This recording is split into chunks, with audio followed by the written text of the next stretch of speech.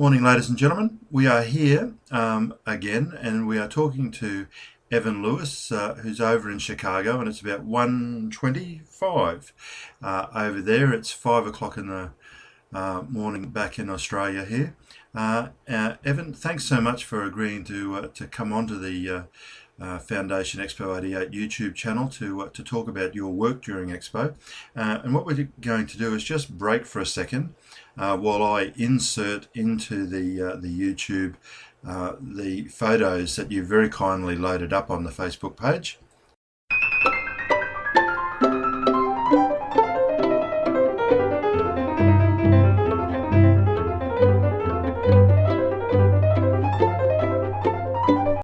So hopefully, ladies and gentlemen, you found those scenarios of Evan's work interesting. They were kinetic sound sculptures. John Truscott particularly sought out that particular sculpture because it linked into windmills, and most Australians would certainly appreciate that windmills are fairly omnipresent as the backbone and workhorse in the Australian farm. Evan, you were telling me before that you visited Australia during the installation of the work, and that you spent about 6 days frantically working to get those sculptures up and operational. You just want to lead us through that particular time? Sure. The project that I did was kind of a little bit last minute. I think that by the time I got involved, I think that most of the planning was already finished. And so my piece was sort of added in at the end. And as such, I had to fabricate it quite quickly in order to get it ready to go to Australia, to be there in time for me to then also show up and assemble it all and basically get it ready to be put out on the piles. Unfortunately, when I was there, only a few of the piles in the river were driven. And so, because, it was probably one of the many things that was behind schedule. And so I actually never even only saw a few of the pieces on their piles. I think maybe 3 of them, which is why my photos aren't as more magnificent. So I basically scrambled to get the thing done and crated it all up, and it got air freighted down there. And then about a week and a half later, I came. And actually, at the time that I was doing all this, I was still going to going to art school at the School of the Art Institute in Chicago and attending classes. So I had to be very careful about arranging all my time so that I could juggle all these things at the same time. And I ended up coming to Australia to assemble the piece over my spring break from school. So that's what kind of shortened it up a little bit. Yeah. And as expensive as school was, I didn't want to risk not getting my credits and all of that. And so I was very careful to sort of keep all the plates spinning, as much as well as I could.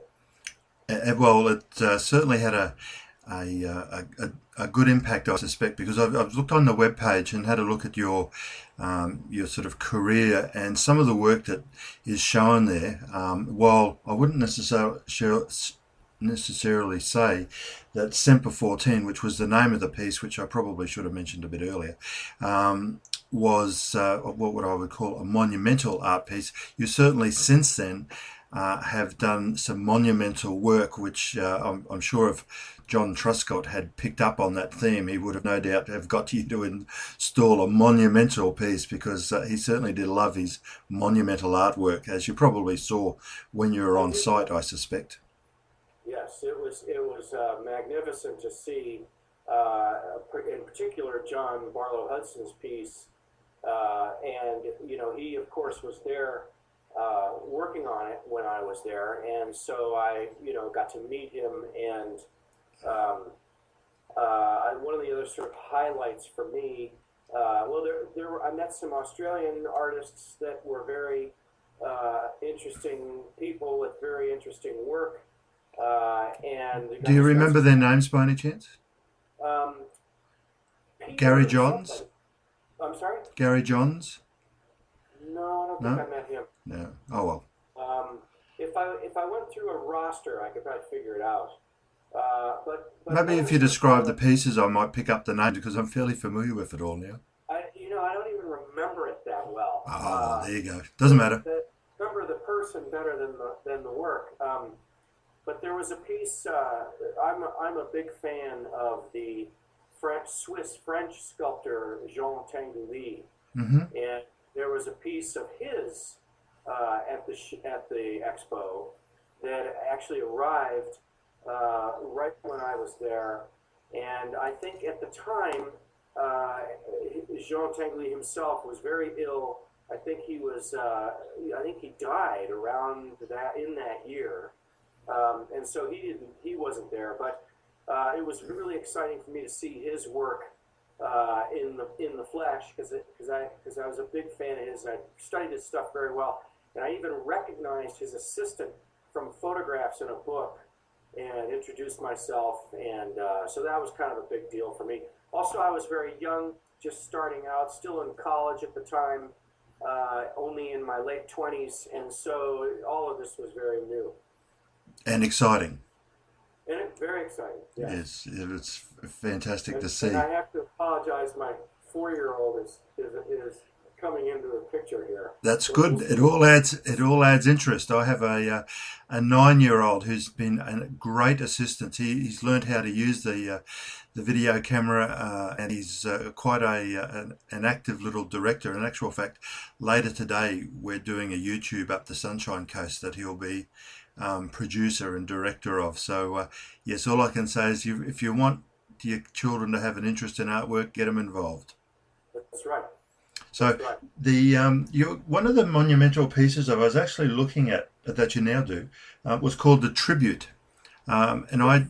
I found that one quite fascinating. Although you probably have a far better idea on the scope of your work, and what we try and do is not only talk about where people's career was at the time of Expo, and I think you've canvassed that, but also where how Expo has helped, one would hope, their career after that. And if you just want to give us a little bit on the tribute, or I'll actually again clip into the YouTube maybe towards the end a photo of it so people can get an appreciation of where your work's gone. Sure. Well, the tribute sculpture, it was a commission that I received from in the city of Toledo, Ohio, here in the U.S. And it was actually it was a competition that I entered, and I made it into a group of three, and we made proposals. It was a very challenging work project because it is a memorial to it's a tribute to a big bridge that was built, and also a memorial to some workers who were killed in a terrible accident. Okay. And so they were asking the artist to somehow be sensitive to these things and come up with something that would speak to that. And somehow I managed to accomplish that. But the process was challenging and quite different from most public art processes that I've been involved in, because they had us involved with the people who were, the families of the people that were victims of this disaster. Okay. And Yep. so it was very it was difficult, emotionally difficult. It added a layer of sort of emotion that isn't generally found in what I do. Yeah. And so that was that I won the commission, and then we went about building it, and they were very helpful. It ended up that that what the disaster that occurred had been a collapse of a steel structure that they were using to help support parts of this bridge while they were building it. Yeah. So there were a lot of the people who were killed were iron workers and I think one carpenter. And so when we did the sculpture, they actually had found guys in Toledo who would like to volunteer, and they ended up doing all the carpentry and a lot of the work for preparing the site. And we poured columns, big concrete columns, for which I made forms. The carpenters set all that up and did the pouring, and so there was a lot of volunteer help. It was a great project. It certainly looked like it had a lot of love in it, and that's what I noticed. And now I appreciate why that was the case, because as soon as I looked at it, I glanced at it, and it was not only the name. I thought I just felt it was very, very special. Now, talking about very, very special, could you just give us a little bit of a rundown on how you found working with John Truscott, because the creative splurge and boom that occurred in Brisbane at Expo 88 and the long-term subsequent impact upon our lifestyle is a direct result of the creative genius of John Truscott. So I've tried to ask people just how they found working with him. It was very satisfying. I answered an ad that I saw in the Sculpture magazine here in the States, and sent, I must have sent slides. We used to send slides around. And I was very surprised to get a response very quickly by DHL or something. So it was pretty exciting to get any kind of response. At that time, I had not done any sort of work like this on this scale. All of the things I've done is really were building sculpture for outdoors in a sort of experimental fashion and showing them in local shows and at galleries around the Midwest. So this was a big deal for me. And John obviously was clever enough to see something in my work, which was pretty, was early in my oeuvre, and somehow he managed to be able to sense that I could come up with something. And so he sort of challenged me to design something specifically for his site. And so that was very exciting, and I took that on and did that. You'd be interested to know that particular site last weekend would have had water lapping over the top of your sculptures, and in the 2011 flood that we had in Brisbane, I reckon probably would have been a good clear 2 meters above the very top of your sculptures. And Brisbane is on a floodplain, and we do flood.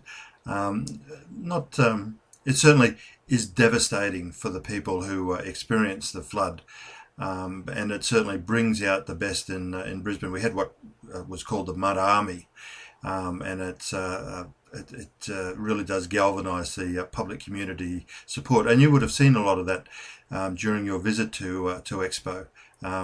Just the way that everyone tells me that they had a great time, working at a frantic, hectic pace, but that calm coolness that Brisbane's renowned for still shone through.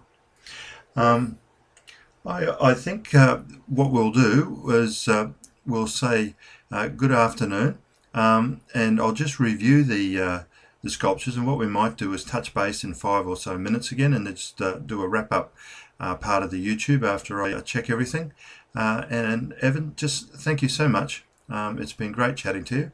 And with that, we'll say... Thank you, Peter, and I'm amazed at your interest in all of this. It's really, it's nice. It's nice to see that it's remembered.